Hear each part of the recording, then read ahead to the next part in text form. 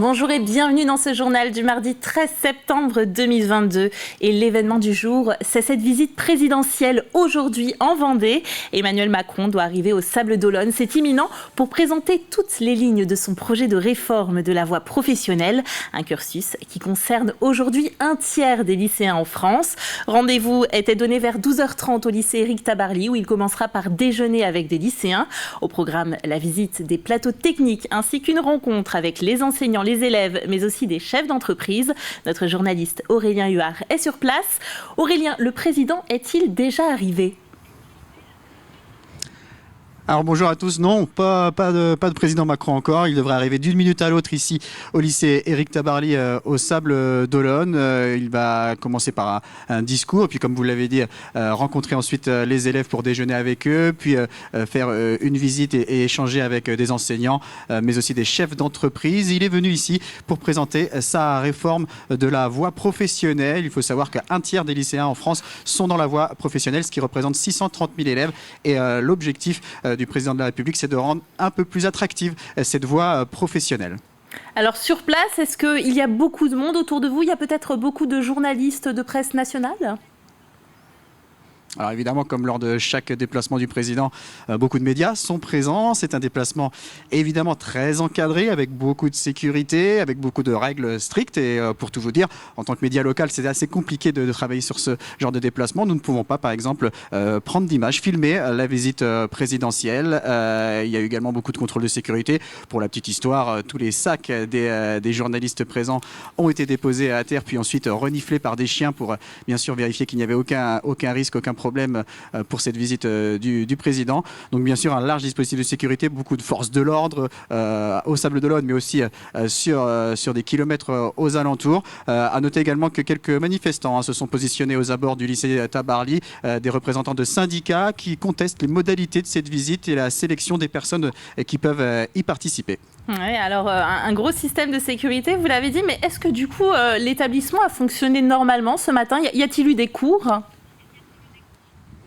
Alors oui, hein, bien sûr, les élèves ont eu cours normalement. La seule chose qui va être un peu anormale, c'est bien sûr ce déjeuner avec le président de la République et les quelques échanges qu'il va y avoir. Mais bien sûr, même si le lycée est aujourd'hui sous bulle, hein, avec toute cette sécurité, les cours se déroulent normalement. Une dernière question, vous ne pourrez donc peut-être pas, vous, journalistes, filmer le président au cours de cette visite ? Nous ne pouvons pas du tout filmer le président de la République. Il y a certains médias qui sont autorisés, ce qu'on appelle des pools. Il y aura peut-être la possibilité de récupérer ces images, mais nous avons la règle très claire de ne pas filmer le président durant cette visite ici au Sables d'Olonne aujourd'hui. Merci Aurélien Huard. Vous serez en tout cas sur place pour nous faire vivre ce soir cette visite officielle. Nous reviendrons bien entendu dessus dans notre édition de 18h.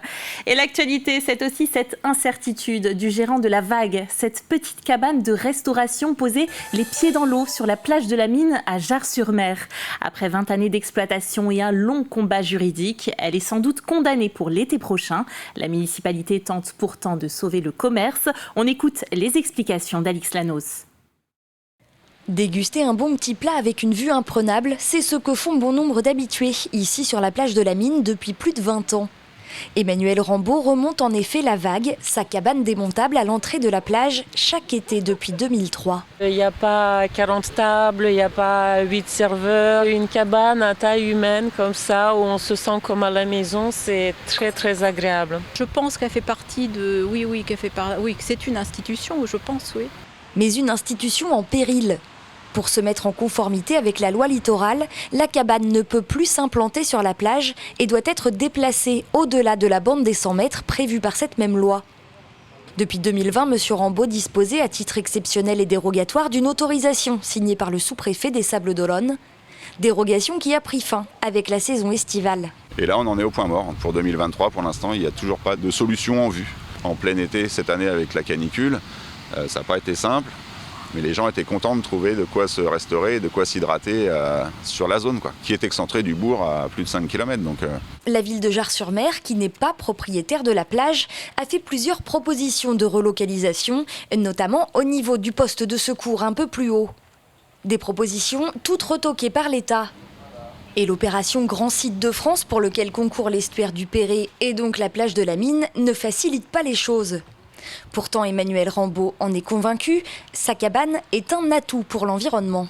Il y a un endroit de la plage qui n'a pas reculé depuis 20 ans, c'est la zone d'implantation des cabanes.